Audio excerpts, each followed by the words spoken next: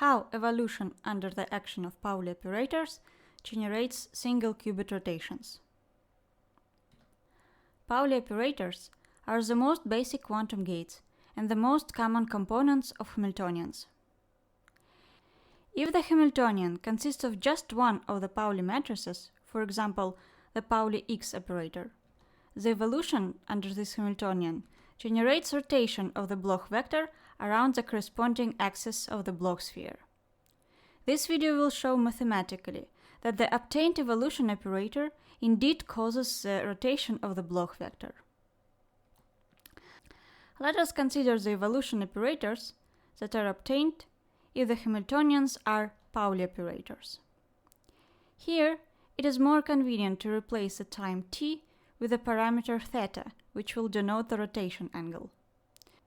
So, exponentiated Pauli matrices give rise to the rotation operators, which rotate the Bloch vector around the x, y, and z axis by a given angle theta. And it is for this reason they are also called x, y, and z operators.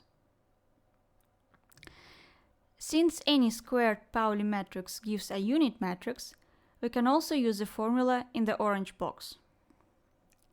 If you want to learn more about how it is obtained, you may watch the video about the decomposition of the matrix exponential for self-inverse operators.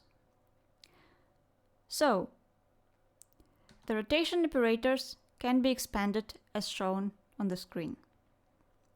Further, in this video, it will be shown that the action of these operators on the qubit state does lead to the rotation of the Bloch vector by the angle theta around a given axis. Let's begin.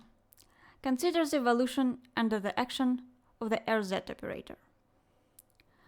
To relate any unitary operations on the qubit state to rotation on the Bloch sphere, it turns out to be convenient to use the corresponding density operator. The unitary evolution of the density operator is determined by the following formula. We apply it to state ρ. Now we have to use the representation of the density matrix via the Pauli matrices. More information about this representation you might find in the corresponding video. Let's write it out more explicitly. Now, multiply each term by Rz on the left side and Rz dagger on the right. And, since Rz is unitary, we get the following expression. Now, we need to do something with the Pauli operators in the framing of the Rz operators. First, we use the formula for self-inverse operators that we used earlier. Now, expand the brackets, and to evaluate this expression, use the formulas from the video on the algebra of the Pauli matrices.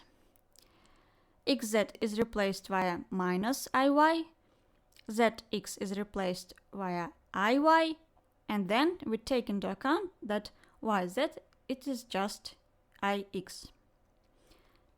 That is how we get to the next line.